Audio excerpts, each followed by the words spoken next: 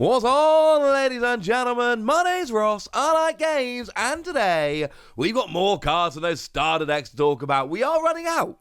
There's not going to be that many more new cards from the starter decks. There can't be. We've already looked at quite a few, but there are still a couple we can have a little bit of a look at, and for that, ladies and gentlemen, I am absolutely delighted. Translations here, I should mention, do come from the lovely folks over at Ensan Gaming, and what we have here is a new Digitama and a new option card, both of which could be pretty gosh darn tasty. So, let's start off with the Digitama, because it feels really weird to not start with a Digitama. And what we've got here is the one from Starter Deck 13, that being the RangaLoardmon deck. What we've got here is Digimon, and I'll be honest with you, right? We had one of these back in BT4, which was a little while ago now. We're not talking like some set that came out in Japan a couple of weeks ago and it's hard to get your head around. We've had one of these in BT4 for months, and I recognise the design of the Digimon. I did not recognise the name of this Digimon at all. Make of that what you will in terms of the memorability of this particular Digimon. Then again, it's got blades for arms, so who am I to argue?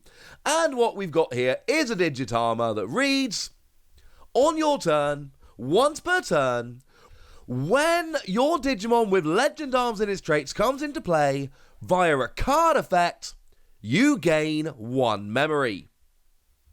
Nice. Sounds good, ladies and gentlemen. Sounds good. And basically, if you're playing a Legend Arms deck, and you're playing a bunch of Legend Arms Digimon with card effects rather than playing them, paying for it and all of that good stuff, then this is absolutely going to be the kind of thing that you want to be playing.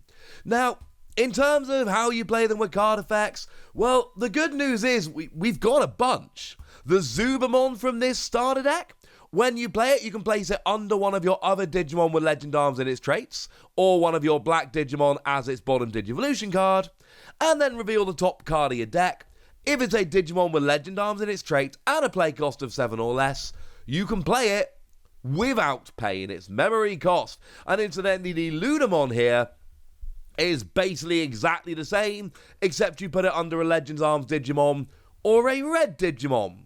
But then you reveal the top card of your deck, and if it's a Digimon with Legend Arms and a play cost of 7 or less, you can play it for free. Which is clearly a good thing, ladies and gentlemen. That is clearly a very good thing. Or we could look at the level 6 Durandamon.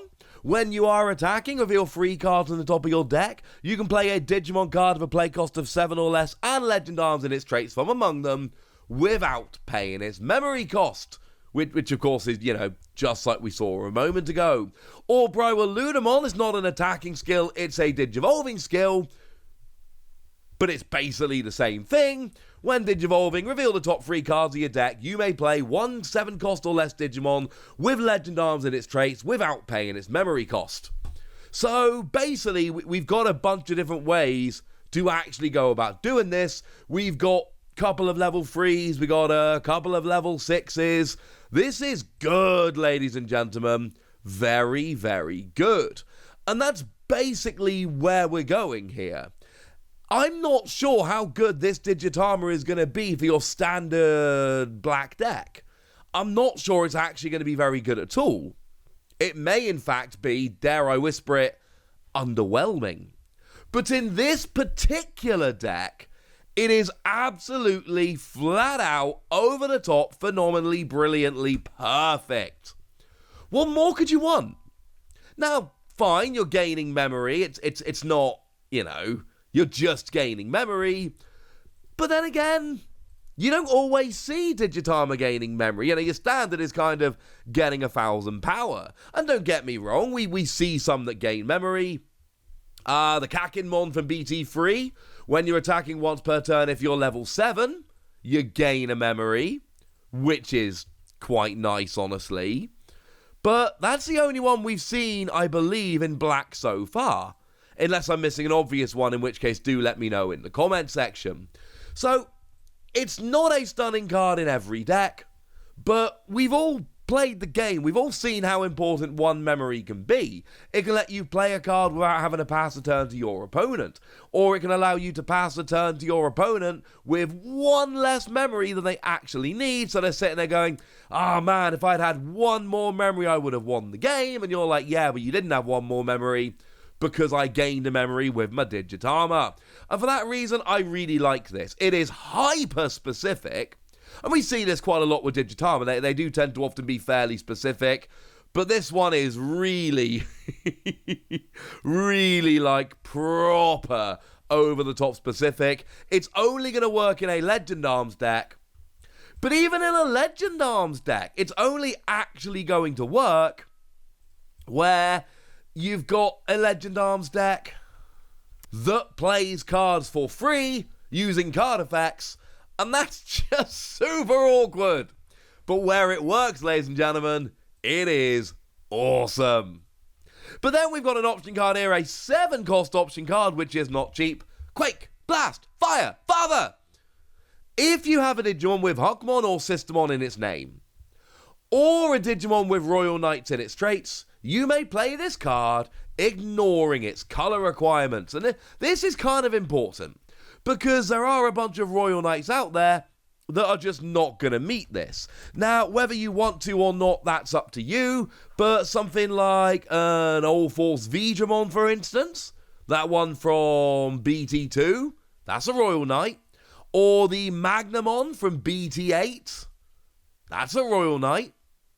So these kind of things can actually be quite nice in terms of, this is really allowing you to play cards that, frankly, you shouldn't be allowed to play. This should be out of reach for a whole bunch of decks, but now all of a sudden it's brought into reach, and I find that, well, frankly, rather lovely, ladies and gentlemen.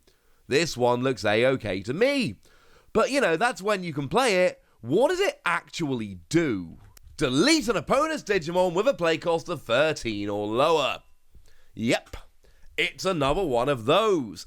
It is, and we've seen this a lot, it is a nerfed Gaia Force. We've seen that Gaia Force has been, in terms of just a card that deletes Digimon, Gaia Force has been the gold standard pretty much since it came out. This has been the big one. 8 cost, delete anything. This doesn't delete anything. This deletes a bunch of stuff, but it doesn't delete everything, and that's a little bit potentially of a problem.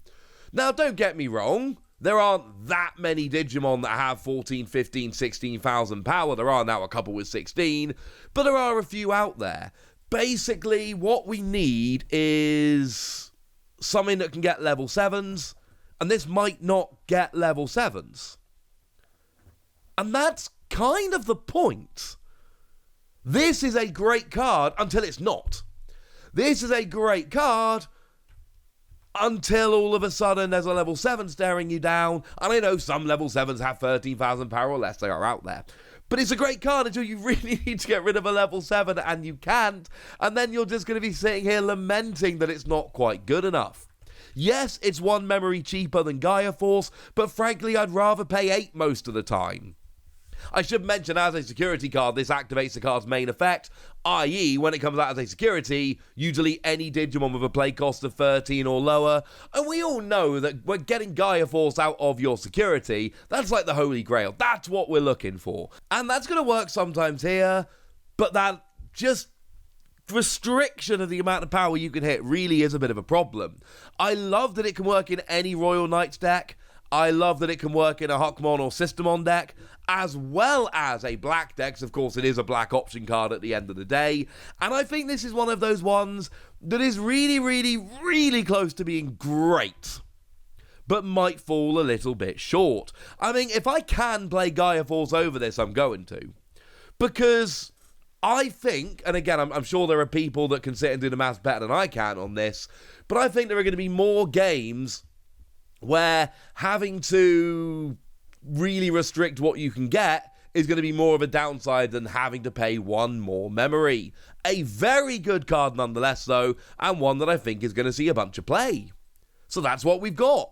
A new Digitama, which is great, but hilariously specific, and the new option card, which is a little bit more restrictive than we might like, but still is a very good card indeed. But now it's over to you guys. I want to know which of these cards you're excited about. I want to know which ones you're going to be playing. I want to know, quite frankly, anything you want to tell me. So let me know in the comment section, would ya? Go nuts! Be nice. And then make sure you like this video, subscribe to this channel, follow me on Twitter at TheWasi. That's where we talk Digimon and a whole bunch of other card games. And please do consider checking out patreon.com/PTCG Radio, where you can support the channel, get some bonus podcasts and all kinds of fun things. But by far the most important thing as always, look after yourselves till next time, would ya?